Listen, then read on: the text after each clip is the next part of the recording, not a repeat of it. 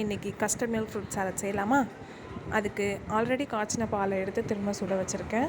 இது ஒன்றும் இல்லைங்க, கடலை மாவு தான். கடலை மாவை தண்ணியில் நல்லா கட்டி இல்லாமல் நல்லா கரைச்சிட்டு, இந்த பால் நல்லா ஓரளவுக்கு கொதிச்சதும் அதில் ஜீனியை ஆட் பண்ணிவிட்டு, அதை கரையிற வரையும் அதை டிஸ்டர்ப் பண்ணாமல் விட்டுருங்க. வேணா அப்பப்போ கிண்டி விட்டுக்கோங்க. அடுப்பை லோ ஃப்ளேம்லேயே வச்சுக்கோங்க, ரொம்ப ஹையில் வைக்காமல் ஒரு மீடியம் அந்த மாதிரி ஸ்டேஜில் வச்சுக்கோங்க.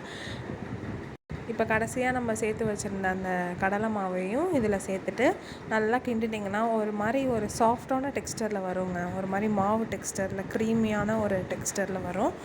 இந்த மாதிரி டெக்ஸ்டர் வந்தோடனே அடுப்பை ஆஃப் பண்ணிடுங்க.